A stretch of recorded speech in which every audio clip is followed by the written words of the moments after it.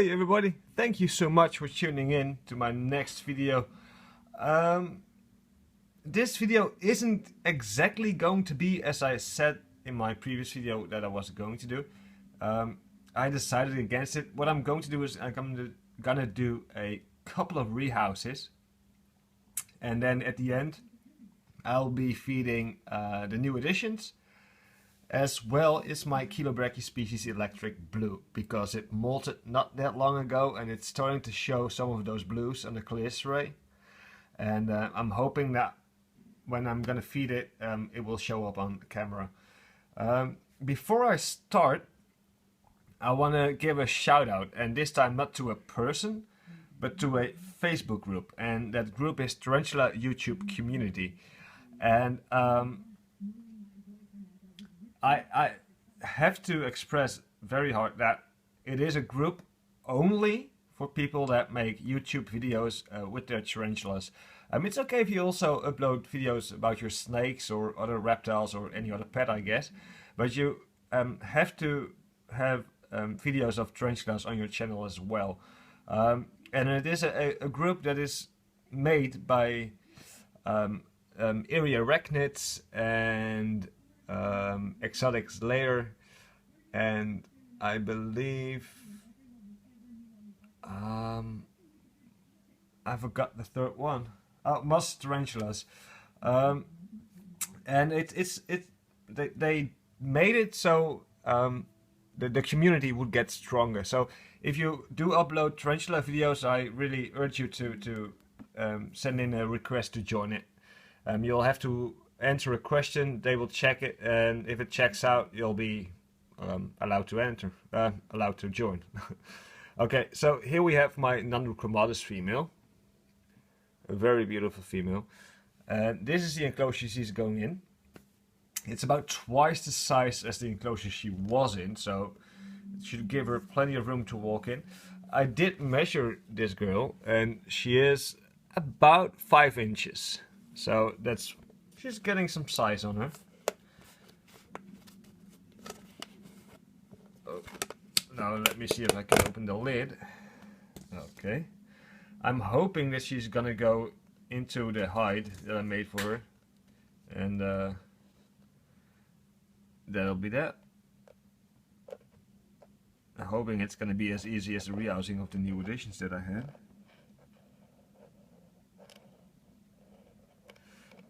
And I guess that's not gonna happen. So far she hasn't flicked any hairs, so that's a good thing.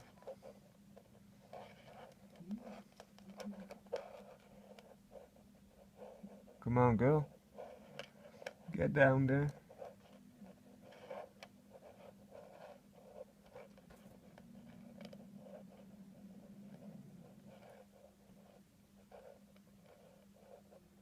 Show the people what a good girl you are, please. You're so beautiful.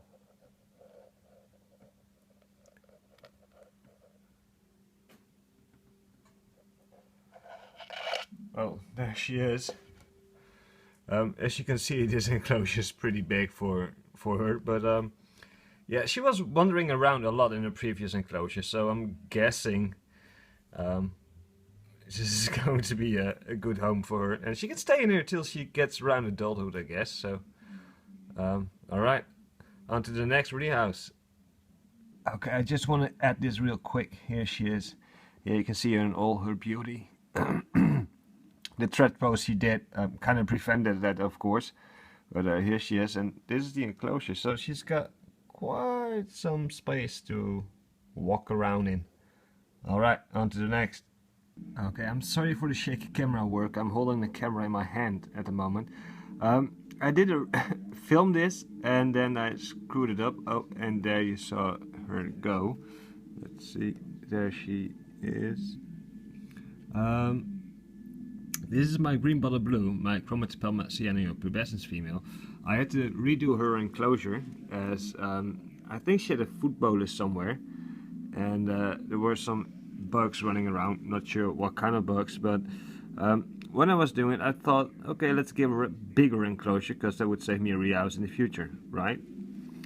and but I didn't realize that this enclosure was actually going to be way too big for her, because as you can see, there she is, still in sling colors. And to give you a, this is how big the enclosure is, and she fits under that one leaf over here. So, but anyways, I gave her enough anchor points, and yeah, I like the setup, so she should be fine in here. Just gonna give her like 2 weeks to settle in, to get some webbing going, and then I'll try to feed her. Okay, on to the next. Okay, next up, it's the Kachana Brunips. It's an adult female, and look at how small it is. I mean, it's my pinky finger, and it's under her. She's so small. I'm giving her a smaller enclosures that she had, for the same reasons I did it with the Phimictopus casseras, just because it's been acting like it was scared and cowering, and I'm hoping this will suit her a little bit better.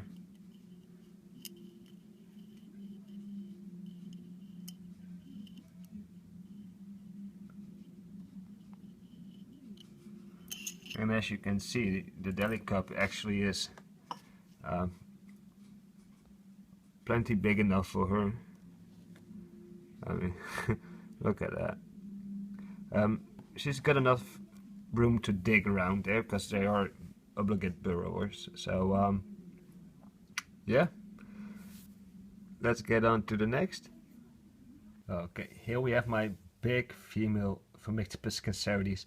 Now, as you guys know, I didn't. It isn't that long ago that I got this girl. I already took out the hide. There was one in here. I took it out because I'm rehousing it in her other enclosure.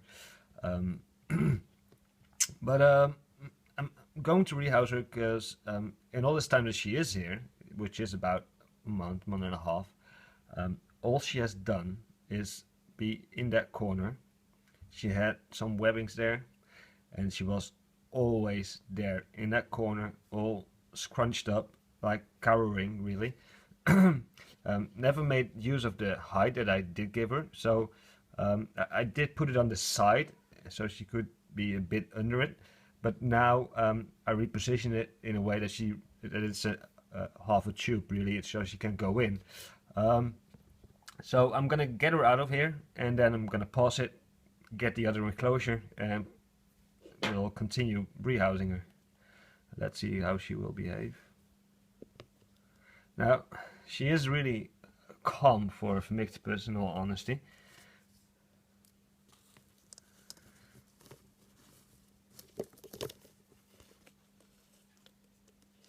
Up to a certain point, of course. I mean, you can't blame her. She is a Phimictopus. But here she is. There's my hand. She's a pretty big girl. I'm gonna try and see if I can get a measurement on her while the video is paused. So, alright, get the new enclosure. One moment. Okay, so this is gonna be her new enclosure. As you can see, it's this. Oh no, you can't see actually. It's the same kind of enclosure I gave to the Nhandu chromatus, even though this enclosure is smaller than the one this girl was in. I think she will be happier in this one.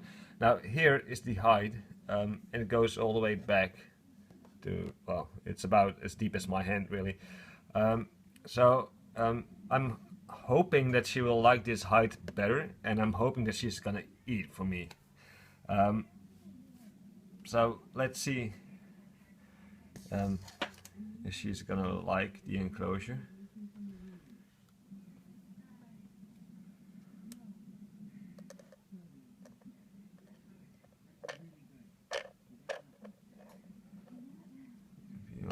Go backwards a little.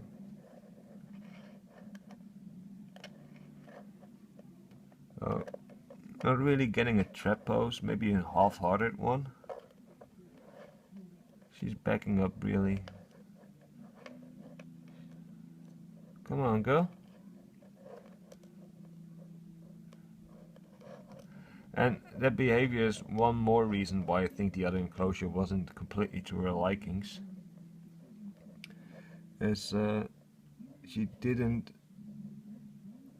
show any typical Phomictopus casseras behavior. She still isn't, but this enclosure obviously is new to her.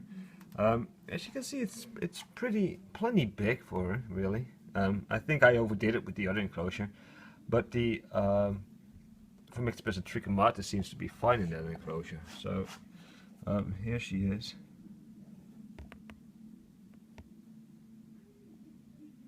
Beautiful female. You can see the purple sheen on the carapace a little bit.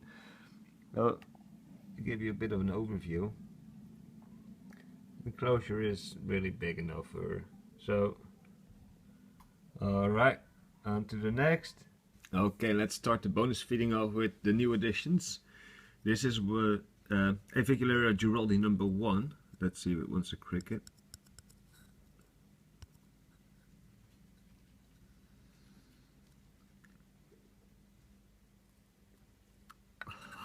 Awesome. Alright. Cool. Love it. Yeah, if you see the water, well, of course you see the water. I just watered them yesterday late and night in the evening, so that's why it's still droplets there. But not like I'm keeping them overly wet or anything. Alright, on to the next.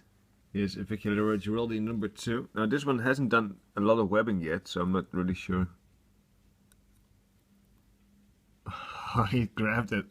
Awesome. Now, okay, don't worry. I'm not going to show you 12 Avicularia Giraldi in a row feeding.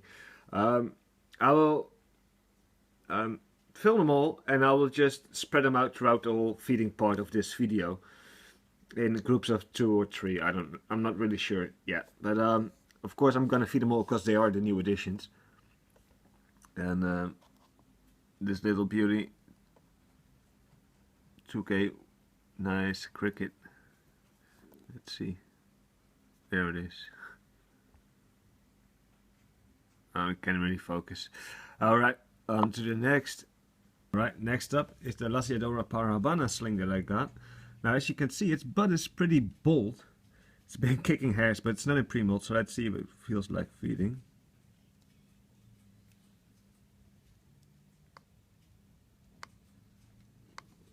Go the other way, cricket. Oh. Awesome. Good takedown. Alright, on to the next. So we have Avicularia Giraldi number 3. Now I already did try feeding this one just a second ago. It didn't take, but its abdomen is bigger than the others. And there are like 2 or 3 that have a bigger abdomen than the others. So I'm just gonna put in a pre-killed cricket, because it could be that it's just in pre-molt. I'm gonna put a pre-killed cricket there, and we'll see what's gonna happen. Alright, on to the next. Okay, we're back with number 3. Number 3 has eaten as well. I guess the cricket still moved a bit, because it's really acting like it grabbed it, as in a hunt. Alright, on to the next. Here we have Avicularia Giraldi number 4. This hasn't done any webbing, so let's see if it wants to feed.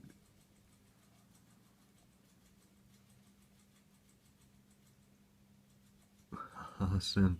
Nice little tongue feeding. Alright, next. Right, the Nhandu chromatus sling that I got. The Lasiadora parabana was a freebie, and this one as well. Let's see if it would like a cricket.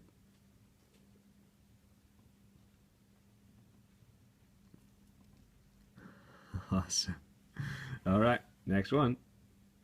Avicularia Giraldi number 5. Let's see if this one wants to eat. Awesome. Number 3 and 4. Well, number 3 I think might be in pre-molt. Number 4, I don't know, it just hadn't made any webbing, so the cricket fell right to the bottom of the enclosure. So I'm sure it will get it later on. Alright, next one. Avic Giraldi number 6. Let's see. I can get this one to feed. Awesome. Little tongue feeding. Okay, in here is my Summer Poes Emilia. Now, I did already throw in a cricket, but the cricket isn't moving, and it lost its interest. So let's see if we can get it to attack now.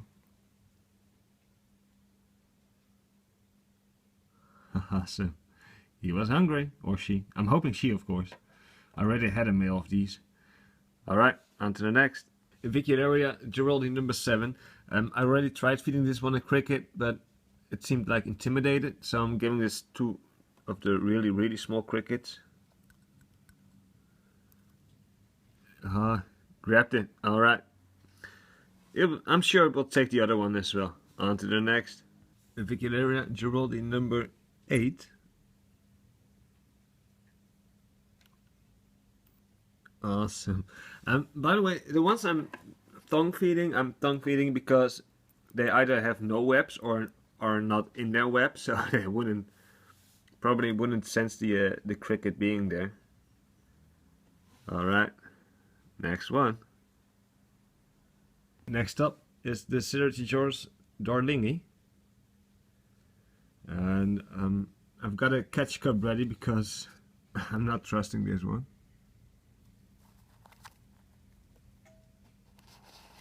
But I grabbed it. Awesome. Beautiful tarantulas, really. With a nice horn. Alright. Avicularia Geraldine number 9. Let's see.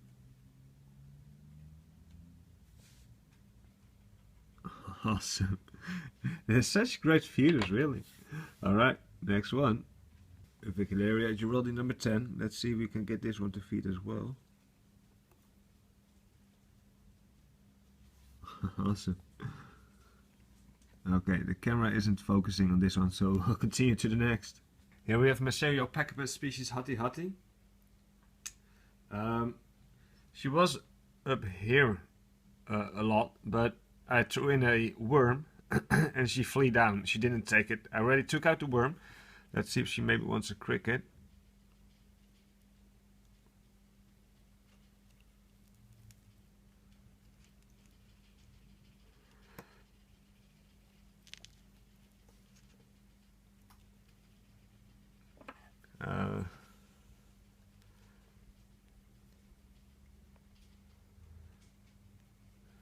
She has the cricket. There, see. Looks like she got it. Awesome. Alright, on to the next. Avicularia Geraldine number 11.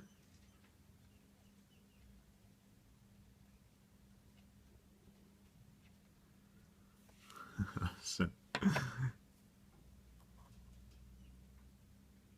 Really love these Davics.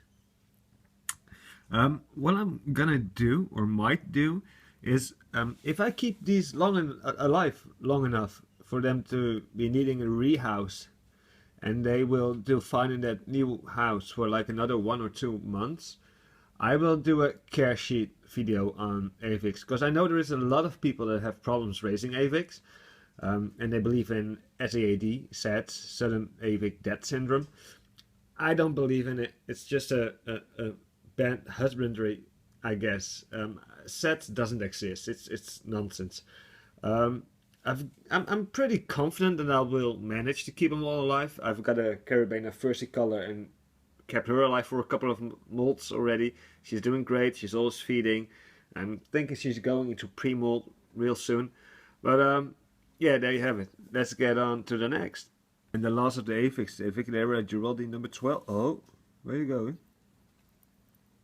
Oh, you were just hungry. It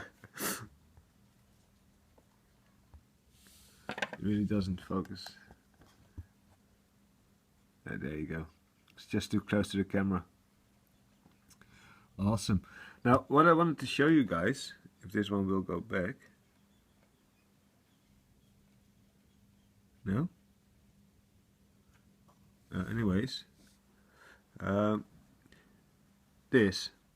I've got these labels. Avicularia Geraldine number 12. Of course, I wrote them myself, as you can see. Now, there's FH1. FH is for fresh hout, something like that. It's German for the mold. Now these are first instars, and every time they mold, I will put a stripe over there. So a next one, a next one, a next one.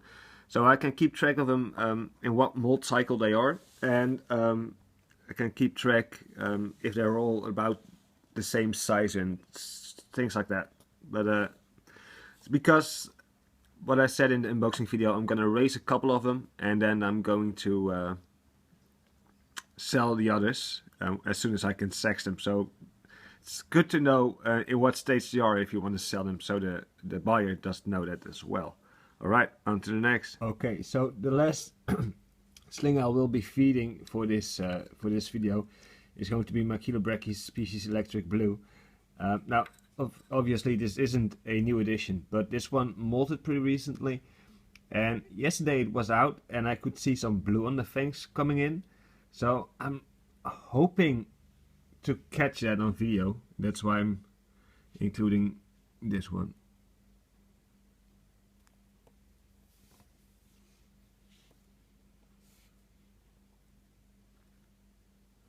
Oh, it's coming. Oh, you can see the blue on the fangs. Awesome. Did you guys see that blue? Yeah. Alright. Well, I want to thank you for watching this video. Remember, if you have your own YouTube channel and you make videos with your tarantulas, to go to that Facebook group I mentioned before. I will put a link in the description. You'll have to answer a question, they will check it, and if it comes through, then you'll be accepted to the Facebook group. I'm sure most of you already have done it, but yeah, there you have it. Please subscribe to my channel, leave a comment, give the video a thumbs up. It's really appreciated, and see you guys in the next video. Alright, bye bye.